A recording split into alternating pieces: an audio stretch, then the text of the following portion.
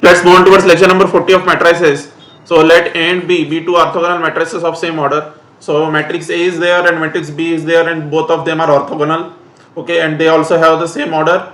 Why they have? Why it is given that they are of the same order? In order to have the multiplication to be defined. Okay, the multiplication between A and A transpose and B transpose will be defined only if they are of the same order.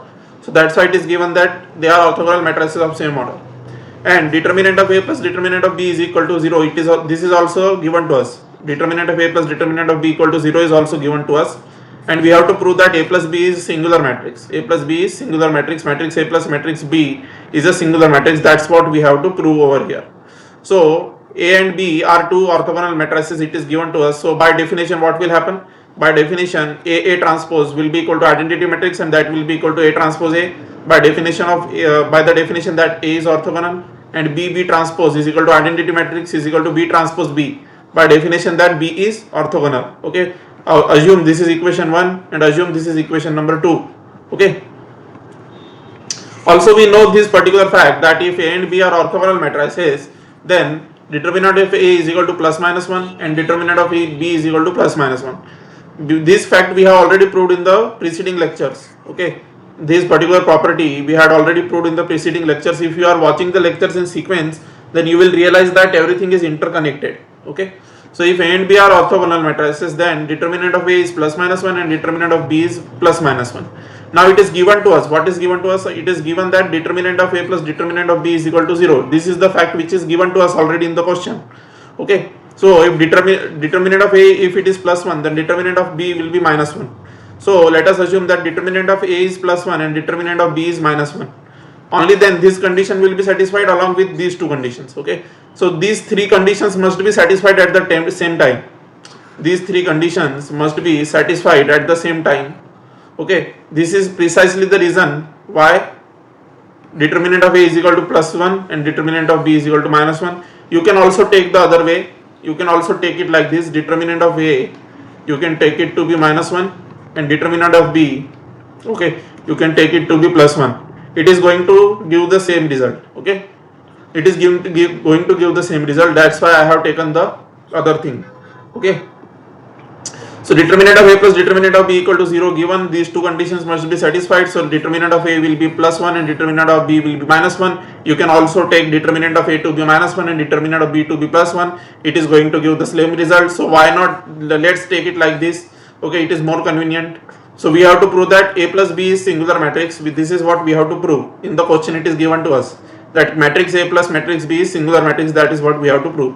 That is, we have to prove that. Now by definition of singular matrix, we have to prove that determinant of A plus B complete. Okay, determinant of complete A plus B matrix is equal to 0. This is what we have to prove. Now consider that determinant of A plus B. Okay, let us, we have to prove it to be equal to 0. So let us take determinant of A plus B. What can it be written equal to? So determinant of A plus B can be written equal to determinant of A plus B multiplied by 1. Determinant of A plus B multiplied by 1. This is how we can write determinant of A plus B, because anything multiplied by 1 is the same thing itself. So you can write it to be equal to multiplied by 1. Okay, so multiplied by 1 can be written over here. Now determinant of A plus B equal to determinant of determinant of A plus B multiplied by 1 can be written as determinant of A plus B multiplied by determinant of A. Why? Because determinant of A is equal to 1. Okay, determinant of A over here it is given that it is equal to 1. So in the place of 1 I am writing determinant of A. So the next step will be determinant of A plus B multiplied by determinant of A transpose. From which property? Determinant of A is equal to determinant of A transpose. That is the transpose of a matrix has the same determinant. Okay, determinant of A matrix will be equal to determinant of A transpose matrix. So first of all, in the first step, instead of 1 we have written determinant of A, and then in the place of determinant of A we have written determinant of A transpose because of this particular property. Then we also know that determinant of A multiplied by determinant of B. Okay, this fact we know very well. Okay, determinant of A matrix A multiplied by determinant of matrix B, what is it equal to? It is equal to determinant of AB. Okay, it is equal to determinant of AB, right? So that's why these two are equal. So that's why we can certainly write it like this. Have a look over here. Determinant of A plus B multiplied by determinant of A transpose can be written as determinant of A plus B multiplied by A transpose. Okay, because determinant of A multiplied by determinant of B equal to determinant AB. So these two things can go inside the bracket. Okay, so they have gone inside the bracket. Then determinant. Now just expand this bracket. So A multiplied by A transpose, so A transpose. B multiplied by A transpose, so B A transpose. Okay, A transpose plus B A transpose. Okay, this is how we have written it. Now A into A transpose is equal to identity matrix. So determinant of identity matrix plus B A transpose. Now identity matrix can be written as BB transpose. Okay, BB transpose is equal to identity matrix by this same property. Okay, so instead of identity matrix we have written BB transpose. So BB transpose plus BA transpose. Now let us take B matrix common from here. So B matrix we have taken common outside, and after B matrix has been taken common outside, B transpose plus A transpose remained in the bracket. So B transpose A transpose has remained in the bracket.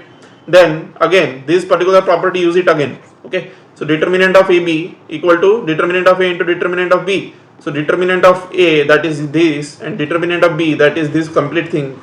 So I can write it like this. Okay, by using this property. Okay, so from step this step to this step, it is because of this particular property. Okay, then determinant of B multiplied by determinant of B transpose and A transpose is over here. So B plus A complete transpose we can write it. Okay, because of the property B transpose plus A transpose can be written as B plus A complete transpose. So we have written it successfully. Now we know this very well, that determinant of B A transpose, B A complete transpose is equal to determinant of B plus A. Okay, this particular entity is equal to determinant of B plus A. We know this very well from this particular property. Have a look at this property. Determinant of A equal to determinant of A transpose. From that particular property, determinant of B plus A complete transpose will be equal to determinant of B plus A. Okay, and determinant of B is equal to -1 from the previous slide. From here, determinant of B is equal to -1. So instead of determinant of B, we have written -1, and determinant of B plus A complete transpose is equal to determinant of B plus A. Okay, this is what we have done up to here. Okay, just let me erase everything, because it is why it is happening like this, I don't know. Okay, so this is the thing which we have done. Determinant of B into determinant of B plus A complete transpose is equal to determinant of B has been substituted with -1. Determinant of B plus A complete transpose is equal to determinant of B plus A. Now we had started with what? We had started with determinant of A plus B. We had started with this, and we have reached where? We have reached over here, determinant of B plus A. So this implies that determinant of A plus B came out to be equal to minus determinant of A plus B, because A can be written here and B can be written here.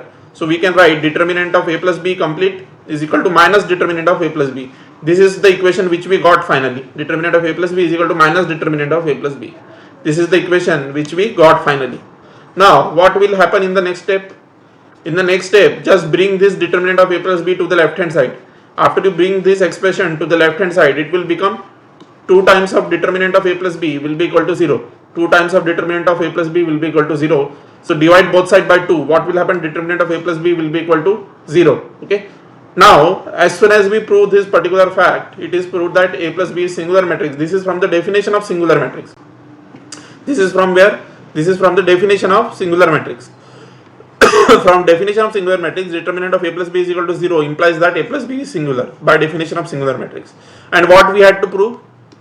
We had to prove that A plus B is singular matrix. A plus B is singular matrix is the fact which we had to prove, and we have successfully proved that particular thing because we reached here.